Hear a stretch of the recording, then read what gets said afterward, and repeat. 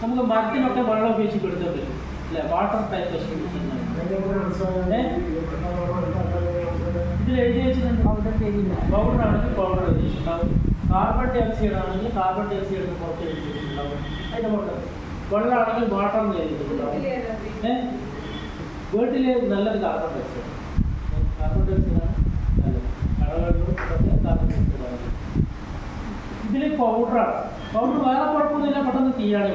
പക്ഷെ പൗഡർ ആകുമ്പോൾ തന്നെ പൊല്യൂഷൻ അല്ലേ, നമ്മൾക്ക് ഡാമേജ് കമ്പ്യൂട്ടറിൽ വൃത്തി അടിക്കുമ്പോൾ കുറച്ച് ഡാമേജ്.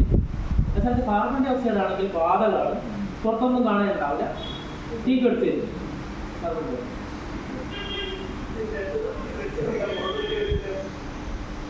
വ്യത്യാസം ഓരോ മീഡിയത്തിൻ്റെ അനുസരിച്ചുള്ള വ്യത്യാസമാണ്. അത് വ്യത്യാസം ഇവിടെ ABC എന്ന് എഴുതിയിട്ടുണ്ട്, അതാണ് അതിൻ്റെ വ്യത്യാസം. ABC അത് 3 മീറ്ററാണ്. ഏന്ന് പറഞ്ഞാൽ ഖരവസ്തുക്കൾക്ക് ഉണ്ടാകുന്ന തീപിടുത്തം, അതായത് സോളിഡ് ഫയർ, മരം പോലെയുള്ള സാധനങ്ങൾക്ക് ഉണ്ടാകുന്ന തീപിടുത്തം. B എന്ന് പറഞ്ഞാൽ ലിക്വിഡ് ഫയർ, കത്തുന്ന ദ്രാവകങ്ങൾ, പെട്രോൾ, ഡീസൽ, മണ്ണെണ്ണ, പെയിന്റ്, ഓയിൽ, അത്ര ലിക്വിഡ്സിനുണ്ടാകുന്ന തീപിടുത്തം. C എന്ന് സൂചിപ്പിക്കുന്നത് കത്തുന്ന വാതകങ്ങൾക്ക് ഉണ്ടാകുന്ന തീപിടുത്തം, ഹൈഡ്രജൻ, LPG അല്ലേ, അസറ്റിലിൻ, അത്തരം വാതകങ്ങളൊക്കെ തീ പിടിക്കും. അത്തരം വാതകങ്ങൾക്ക് ഉണ്ടാകുന്ന തീപിടുത്തം C. അപ്പോൾ ഇത് ABC സൂചിപ്പിക്കുന്നത് ഈ 3 ടൈപ്പിൽ ഇത് പറ്റുമെന്ന് കാണിക്കും.